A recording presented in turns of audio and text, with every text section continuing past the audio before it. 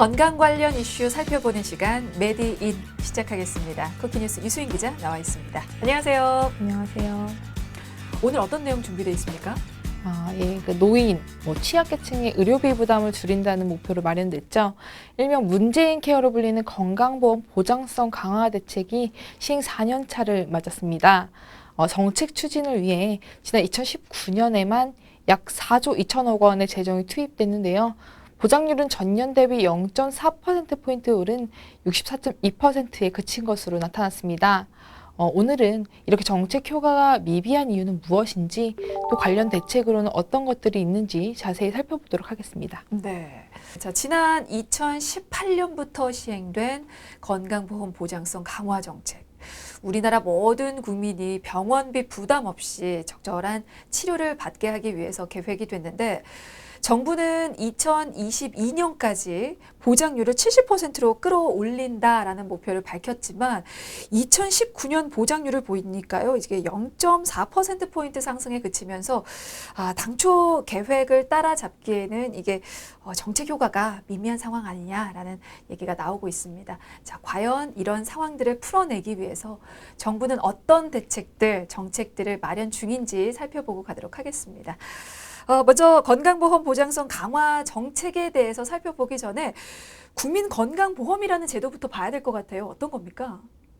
건강보험은 쉽게 말해서 좀 큰 경제적 부담 없이 진료를 받을 수 있도록 해주는 장치입니다. 국민들이 평소에 보험료를 내면 보험자인 국민건강보험공단이 이를 관리 운영하는데요. 진료비 중 본인 부담금을 제외한 돈은 이 공단이 부담하기 때문에 과도한 의료비 부담을 피할 수 있습니다. 그러면 그 건강보험의 혜택을 더 넓혀주는 게 이 건강보험 보장성 강화 정책인가요? 그 보장성 강화 정책은 건강보험이 적용되지 않았던 비급여 항목을 2022년까지 단계적으로 급여화해 국민들의 과중한 의료비 걱정을 줄이고 병원비 걱정 없는 그런 든든한 나라를 만들기 위한 정책이라고 할 수 있습니다. 그렇군요. 그러니까 비급여 항목까지 단계적으로 보험을 적용해 주겠다라는 건데, 이른바 문재인 케어를 통해서 국민들이 의료비 부담을 얼마나 덜게 된 것인지 지금 최근 조사된 내용부터 보도록 하겠습니다. 최근 건강보험 환자 진료비 실태 조사 결과가 발표가 됐네요. 그 국민건강보험공단이 발표한 2019년도 건강보험 진료비 조사 결과를 보면요. 네. 지난해 총 진료비 103조 3천억 원 가운데 건강보험자 부담금은 66조 3천억 원, 비급여 진료비는 16조 6천억 원으로 집계됐습니다. 네, 그럼 여기서 말하는 이 건강보험 보장률은 어떤 걸 말하는 겁니까? 건강보험 보장률은 전체 의료비 중 공단에서 부담하는 급여비가 차지하는 비율을 나타냅니다. 2019년 기준 건강보험 환자에게 총 100만 원의 의료비가 발생했다면 64만 2천 원은 공단이, 35만 8천 원은 환자가 부담했다는 의미입니다. 그러니까 전체 의료비 중에서 건강보험공단이 지불한 금액의 비율을 이게 건강보험 보장률이라고 하는군요. 그러면 어쨌거나 이 보장률의 상승률이 꾸준히 늘고 있다고 하던데요. 어느 정도나 되나요? 그 건보 보장률은 이제 꾸준히 증가했습니다. 2017년 62.7%였던 그 보장률은 2018년 63.8%, 2019년 64.2%로 증가했습니다.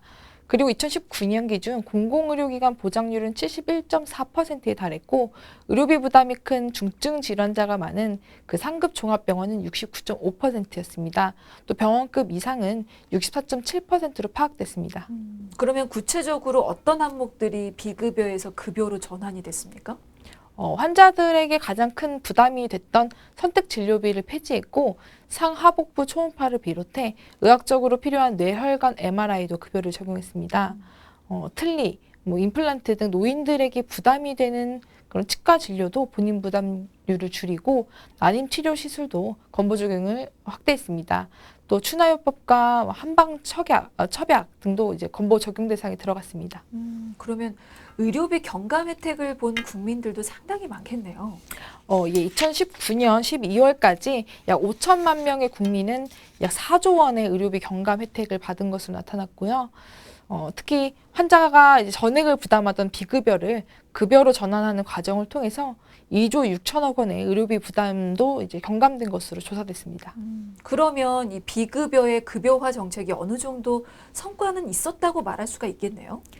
건강보험 정책연구원 서남규 의료보장연구실장은 2019년 보장률은 전년 대비 0.4%포인트 상승했고 비급여는 0.5%포인트 감소했기 때문에 전체적으로 봤을 때는 비급여의 급여화 정책이 어느 정도는 성과가 있었다고 볼 수 있다고 이제 평가를 했고요. 또 2019년 정책 시행에 투입된 이 예산이 당초 계획된 예산 5조 원의 그 83.2%인 4조 2천억 원이 이제 집행됐다고 설명했습니다.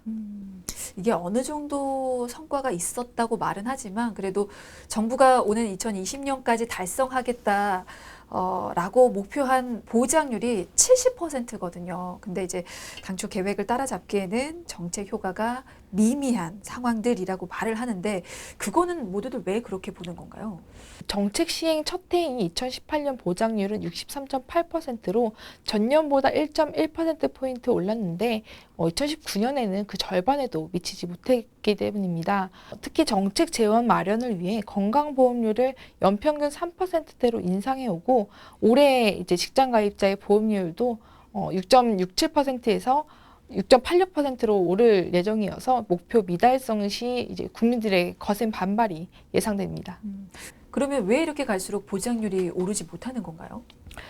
동네 의원이나 요양병원에서 많이 사용하는 통증, 영양주사 같은 이런 주사료, 재활, 물리치료료 등의 비급여 진료가 통제되지 않고 있기 때문인데요.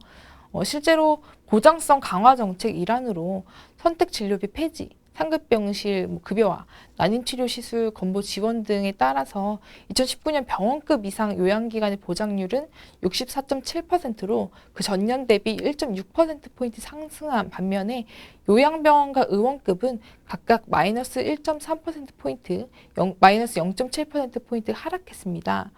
특히 의원급 의료기관의 보장률은 57.2%에 불과했고 비급여 본인 부담률은 23.8%로 전년 대비 1.1%포인트 증가했습니다. 비급여를 종별로 이제 세분화해 분석한 결과 상급종합병원과 종합병원은 근골격 MRI, 심장 초음파 등 의학적으로 필요해 그런 급여화 예정인 비급여 항목들이 상당수였는데 이런 의원급에서는 선택적 속성이 좀 큰 영양주사나 도수치료 등 이런 비급여 항목들이 큰 비중을 차지했습니다. 요즘 실손 의료보험 많이들 가입을 하면서 진료비 부담이 많이 줄어드니까 이 비급여 진료가 좀 많이 늘어난 측면이 있죠. 그래서 이 비급여 관리를 어떻게 하느냐가 관건이라는 그런 얘기인데 물론 비급여 진료가 부정적인 면들만 있는 것은 아니지만 그래도 이게 늘어나면 어떤 안 좋은 상황들이 좀 생길 것도 같거든요. 어떤 점들을 좀 꼽을 수가 있을까요? 비급여는 환자의 선택권을 보장하고 또 새로운 의료기술 도입을 촉진하는 등 긍정적인 측면도 있긴 합니다. 하지만 가격과 제공 기준 등이 좀 정해진 그런 급여와 달리 적정한 사회적 통제 장치가 미흡하다는 지적을 받아왔는데요. 무엇보다 의료기관별로 서비스 가격이 달라서 2019년 자료에 따르면 근골격계 관련 도수 치료의 경우 1회 비용이 병원급 기준으로 최소 5천 원에서 최고 24만 원까지 차이가 나는 등 이런 편차가 좀 컸습니다. 자, 그러면 이런 비급여 진료가 느는 이유, 앞서서 실손보험에 영향이 있다라고 얘기를 들었어요. 그러면 이 실손 의료보험도 잠깐 보고 갈 필요가 있을 것 같습니다. 일단 정의부터 좀 내려볼까요? 실손의료보험은 가입자가 질병 또는 상해로 치료가 필요한 경우 실제 부담하는 의료비를 보장하는 보험 상품입니다. 실제 의료비로 지출된 손실을 보장한다고 해서 실손의료보험이라고 불리는데요. 국민건강보험에서 그 보장해주지 못하는 의료비의 80에서 한 90%를 보장해주기 때문에 민영의료보험, 필수보험 등으로 불리기도 합니다. 이게 많은 분들이 이 실손보험을 드는 이유를 얘기할 때 보면 물론 이제 나이 들어서 그 미래를 대비하기 위해서라고 대답하는 분들도 많지만 이 비급여 항목 때문에 가입을 하는 사람들도 은근히 많더라고요. 그 비급여 항목이 의료비 부담의 큰 원인인 만큼 그 부분을 보장해주는 실손보험을 들게 되면 좀 더 안심할 수 있는 건데요. 예를 들어서 도수치료나 체외 충격파, 비급여 주사, MRI 등을 들 수 있습니다.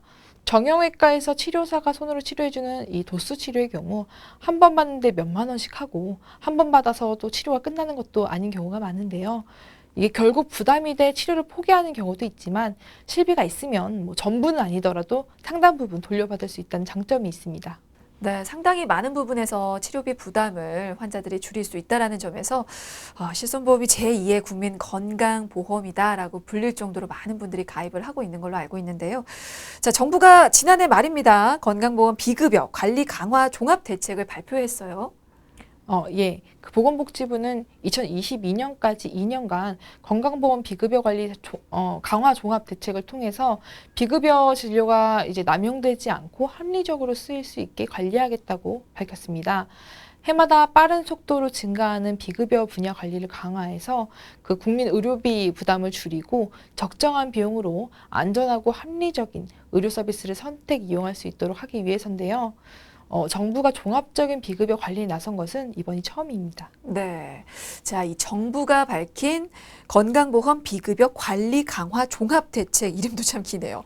구체적으로 어떤 내용인지 좀 살펴볼까요? 예, 우선 정부는 1월부터 비급여 가격 정보 공개 범위를 늘리기로 했습니다. 기존의 공개 대상이었던 병원급 의료기관뿐 아니라 의원급 의료기관도 비급여 가격 정보를 이제 공개하도록 하고 공개 항목도 현행 564개에서 615개로 확대한다는 방침입니다. 진료비 공개 대상 항목에 더해서 진료 전에 진료 항목, 가격 등을 설명하는 비급여 사전 설명 제도를 시행하고요. 환자의 비급여 진료와 관련한 상세 내용을 확인할 수 있도록 영수증 서식 등도 개선하는 방안도 추진됩니다. 이 밖에 또 어떤 제도들이 시행을 앞두고 있습니까? 정부는 내년 6월 30일 시행 예정인 비급여 진료 보고 제도를 위한 준비 작업에도 나섭니다.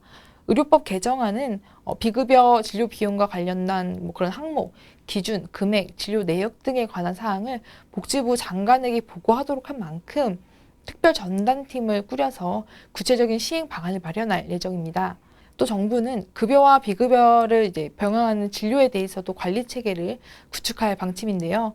특히 진료 후에 급여, 비급여 여부가 적용되는 기준 비급여 영역을 중심으로 이용 실태를 우선 파악할 계획입니다. 그리고 또 하나가 비급여 명칭 혹은 뭐 질병 코드 이런 것들을 표준화하는 방안도 마련된다고요? 예, 정확한 비급여 현황을 파악하고 분석하고자 비급여 명칭, 질병 코드를 표준화하는 방안도 마련합니다. 급여 항목과 달리 별도로 정해진 명칭이나 코드가 없어서 의료기관마다 이제 좀 다른 명칭을 사용하는 점을 개선하기 위해서인데요. 의학적 필요성 등을 고려해 의학적 비급여, 선택적 비급여로 재분류하고 효과성 같은 것도 주기적으로 평가할 예정입니다. 네. 그리고 또 하나 눈에 띄는 점이요. 이 실손 의료보험이 국민 의료비 부담 경감에 기여할 수 있도록 대책이 또 마련되고 있다고 하는데요. 요거는 어떤 내용입니까? 현재 실손보험은 건강보험을 보조하는 한 축으로 자리 잡아서 제2의 건강보험으로 불리고 있지만 과잉 진료와 의료 과소비 논란이 끊이지 않아 손해율이 130%를 넘어선 상황입니다. 지난 3년간 6조 원 이상의 누적 적자가 쌓여 보험사들 입장에서는 골칫거리 상품으로 전락한 지 오래인데요. 정부는 국민 3,800만 명이 가입한 이 실손 의료보험이 국민 의료비 부담 경감에 기여할 수 있도록 공적 보험인 건강보험과 민간 실손 의료보험을 통합적으로 이제 관리하기 위한 공사의료보험 연계심사위원회를 신설해 제도 개선 방안을 논의하고 실태 조사, 관련 법 개정에도 나설 계획입니다. 네, 이에 따라서 지난해 말이었습니다. 정부가 실손보험 상품 개편안을 발표했어요. 예. 금융위는 일부 과잉 진료와 의료 쇼핑이 실손보험 적자로 이어지고 있다는 지적에 대해서 이번에 네 번째로 실손보험 구조를 바꾸기로 했습니다. 지난해 10월 27일 보험연구원 공청회에서 나온 내용들을 토대로 개편이 이루어질 예정인데요. 올해 7월부터 비급여 청구액에 따라 보험료를 최대 3배까지 할증하는 내용이 담긴 4세대 실손보험이 출시될 예정입니다. 이번에 바뀌는 실손보험이 벌써 네 번째인데요. 4세대 실손보험은 어떻게 바뀌는지도 좀 볼까요? 현재 실손보험은 성별과 연령, 상해 등급으로만 보험료가 정해질 뿐 의료 이용량은 반영되지 않습니다. 아무리 많이 병원에 다녀도 보험료는 없었다는 얘기죠. 하지만 올해 7월부터는 사고를 많이 낸 사람이 할증을 이제 적용받는 자동차 보험처럼 차등제를 적용합니다. 그 차등의 기준은 건강보험에 적용을 받지 않는 비급여 진료입니다. 차등제는 구체적으로 어떻게 적용이 되는 건가요? 그 4세대의 실손은 비급여 항목 전부가 이제 특약사항이 됩니다. 비급여 보험료를 얼마나 탔는지에 따라서 그 다음에 특약 보험료가 오르거나 내릴 수 있는 건데요. 네. 할인과 할증은 비급여 보험금 지급액에 따라 5단계, 5단계로 나뉩니다. 비급여 보험금을 1년간 100만 원에서 150만 원 미만으로 타간 가입자는 그 다음에 보험료가 2배로 높아집니다. 150만 원에서 300만 원 미만으로 타간 사람의 보험료는 3배, 300만 원 이상의 보험료를 타간 사람은 4배로 뜁니다. 비급여 진료를 많이 이용하면 그 다음에 특약 보험료가 한 4배까지 오를 수 있다는 의미인 거죠. 근데 사실 이 실손보험에는 본인이 내는 자기 부담금도 있는데 이것도 그동안 뭐 조금씩 꾸준히 올랐거든요. 이것도 이번에 바뀌는 겁니까? 예, 그 실손보험금 탈 때마다 자기 부담금이 빠지게 되죠. 네. 뭐 2세대, 3세대 실손보험 모두 이 비율이 점점 올라갔고 이번에도 마찬가지로 이제 올라갑니다. 지금은 자기 부담금이 급여 항목은 10에서 20%, 비급여는 20% 정도인데요. 앞으로는 여기에 더해서 10% 정도씩 더 올라가고요. 또 그 통원 치료를 받을 때도 최소 공제 금액이라는 것을 빼죠. 이것도 함께 인상이 됩니다. 지금은 외래 비용이 모두 10,000원에서 20,000원 정도인데요. 앞으로는 최대 30,000원까지 상향됩니다. 또 현재 실손보험은 이제 재가입 주기라는 것이 있어서 15년마다 돌아오는데요. 이것도 5년으로 단축시킨다고 합니다. 이렇게 바뀌는 제도를 달가워하지는 않는 그런 소비자들도 좀 있겠네요. 예, 4세대 실손보험의 차등제 자체에 대한 불만과 우려도 존재합니다. 뜻하지 않게 병원을 많이 찾게 된 가입자가 아픈 것도 서러운데 보험료 할증 폭탄까지 맞아야 하느냐는 것이죠. 당국은 가입자의 의료 접근성을 지나치게 제한하지 않도록 불가피한 의료 이용자는 그런 보험료 차등제에 적용해서 좀 제외하는 방안 등을 검토하고 있습니다. 네. 자, 이렇게 바뀌는 제도를 달가워하지 않은 곳이 소비자뿐만이 아니고요. 정부가 추진하는 의료기관의 뭐 비급여 진료비 공개라든지 아니면 사전 설명 의무화 그리고 실손보험 통제 정책 이런 부분에 있어서 의료계 역시도 반발을 하고 있다고 들었어요. 얘기 좀 들어볼까요? 예. 그 김동석 대한개원의협의회장은 지난달 19일 헌법재판소에 정부가 비급여 관련 의료법 시행규칙 등을 개정한 것이 동네 의원 의사들의 헌법상 권리를 침해했다고 헌법소원 심판을 청구했다고 발표했습니다. 구체적으로 어떤 권리를 침해했다고 주장하는 겁니까? 개원의사들은 이번 개정안이 헌법에서 보장한 직업수행의 자유, 인간 존엄과 가치, 행복 추구권, 인격권, 개인정보 자기 결정권을 침해한다고 주장했습니다. 이전에 없던 과중한 의무를 의사들에게 부과해서 의사들이 전문가로 업무를 수행하는 데 지장을 주고 이는 결국 국민에게도 피해를 끼친다는 것입니다. 김동석 회장은 정부가 건강보험 적용이 되지 않는 비급여에 대한 처벌 규정까지 만들어 강제적으로 법률 제재를 가하는 것은 의사들이 최선의 진료를 다하기 어렵게 만들어서 의사의 기본권을 직접 침해하는 것이라며 이는 오로지 의료비 절감에만 매몰돼 국민에게 획일적 진료를 강요하는 것이라고 주장했습니다. 그렇군요. 그러면 이런 주장에 앞서서 대한의사협회 역시도 비급여 진료비 공개 및 구두 설명 의무 강제화에 반대하기 위해서 온라인 서명을 했다고요? 예, 의사협회는 이번 정책 추진을 반대하면서 지난해 12월 30일부터 온라인 서명운동을 진행했는데요. 1월 11일까지 모아진 서명지 11,054장을 최대집 회장이 복지부에 전달하면서 비급여 관리 정책의 부당성을 알렸습니다. 서명지를 전달하는 자리에서 최 회장은 현재도 환자가 설명을 요구하는 경우 충분히 설명이 이루어지고 있음에도 불구하고 의사에게 비급여 관련 각종 설명 의무를 추가적으로 부담시키는 것은 법적 의무를 지나치게 많이 부과하는 것으로 규제의 일변도의 정책이다라고 지적했습니다.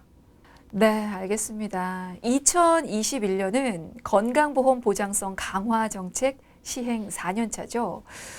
우리나라 건강보험의 보장률은 아직도 OECD 국가들의 보장률 80%에도 아주 크게 미치지 못하는 수준입니다. 그만큼 한국의 건강보험 보장성 강화 정책이 갈 길이 멀었다라는 의미이기도 한데요. 부디 정책에 대한 여러 가지 이견들이 잘 봉합이 돼서 이렇게 건강보험이 아주 기꺼이 국민들을 보호하는 그런 안전망으로 잘 정착이 되기를 바라봅니다. 자, 매대인 여기까지입니다. 지금까지 쿠키뉴스 유수인 기자였습니다. 고맙습니다. 감사합니다.